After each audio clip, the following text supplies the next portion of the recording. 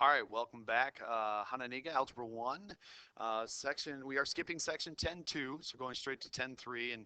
And this one's going to be a little bit easier as far as e-learning is concerned because it's not going to require graph paper. And basically, it's talking about inverse operations. So when you solve an equation, what you're trying to do to both sides to get rid of something. So like earlier, if you had like 3x equals 12, you're going to divide both sides by 3 because that is the inverse operation to multiplying. Or if I had x plus 4 equals 7, I'm going to subtract 4 to get rid of that in particular number. So again, the inverse operation.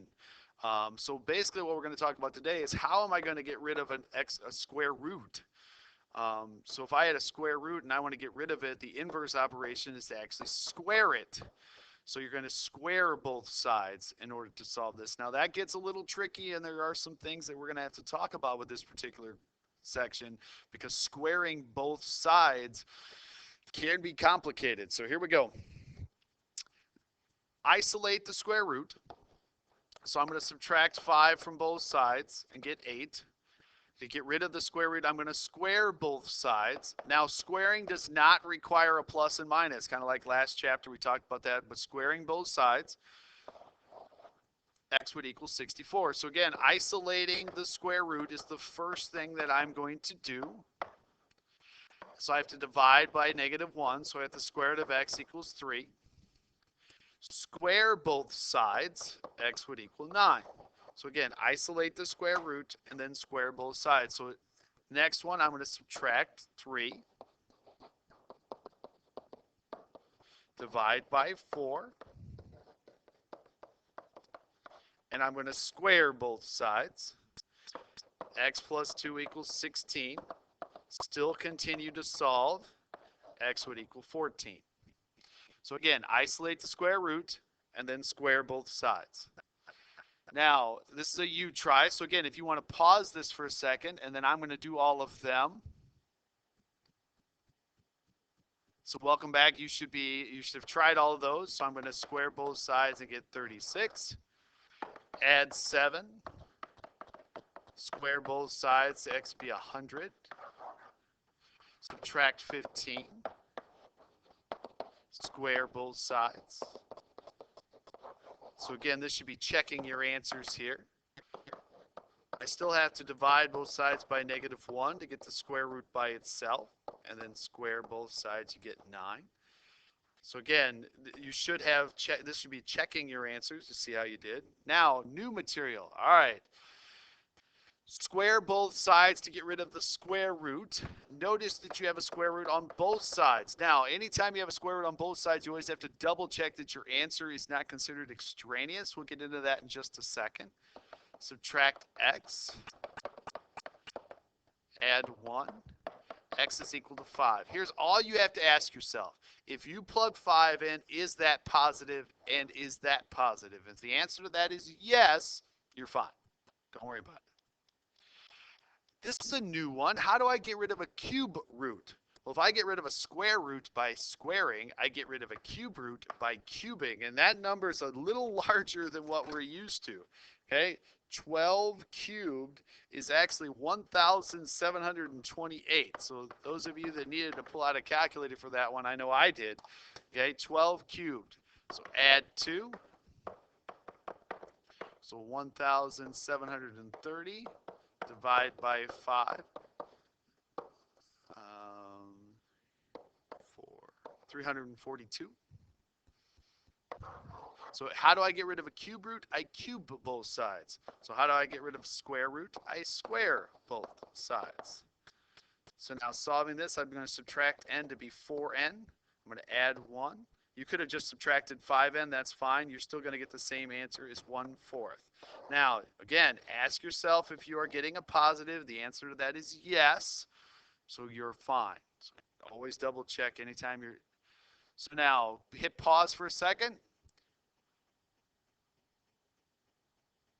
Welcome back. Add 4 to get the cube root by itself and cube both sides. By the way, the most common mistake is to write 15. 5 to the third power is not 15. 5 times 5 times 5 is 125. Square both sides. Subtract 3x, I get x. Adding 7, I get 8. Again, always double check you get a positive. I know we never had a situation in which you didn't get a positive, but you should always check your solutions. Now for the hardest one. This is the top of the mountain. This is the separating those that struggle with those that really know what they're doing. I'm going to square both sides. Well, that makes it x squared. Well, in order to solve an x squared, I need to make it equal 0 and solve. So this goes back to how do I solve something? Factors of -6 that end up being -1 is -3 and 2. Set the parentheses equal to 0. I get x to be -2 and x to be 3. Not so fast, okay? If I plug in -2 into this question, it does not work. Reason, you cannot have a square root equal a negative number. And so if I plug -2 back in here into the very original question, I'm going to get -2 equals square root of -2 plus 4, or -2 plus 6, and that is not possible. You can't have a square root equaling a negative, and therefore that is not an answer. 3 is the only answer to this question. And so anytime I end up squaring and there's a letter outside, always check for what's called extraneous solutions, or solutions that actually do not work. So the next one, I won't have an issue with this one. All right, excuse me, I do have an issue with this one. Here we go. We just talked about the fact that I can't have a square root equal a negative. So right here, stop. Can't do that. Can't have a square root equaling a negative. The answer to that is no solution. Don't square both sides if what you are squaring is negative. So be careful. Again, hit pause. All right, welcome back. Square both sides. Notice you have an x on the outside. So I want everything to equal 0. Solving, and now this is back to your factoring skills, and this gets back to your quadratic formula skills. Factors of 4. That would get you 3. Set these equal to 0 in order to solve. Now, check. This one is bad. You can't have a square root equaling a negative back in the original question. So therefore, this one is no solution. That one doesn't work, and only one does. Isolate. I can't square it because I can't square a negative, so it ends up being no solution. Solve each equation. So everything can be solved in a little bit different way. This one, if I subtract 1, it's just a line. X is equal to 9/2. The second one, I take the square root of both sides and get a plus and minus 3. That goes back to chapter 9. And then the last one here, I square both sides so that x is equal to 81.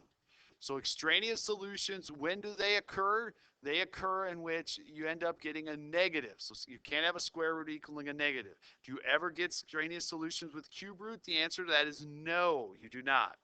I am not sure if this is the homework assignment that we will be using. So again, make sure you check your teacher and check with the plan. But ultimately, good luck. If you have questions, make sure you're asking.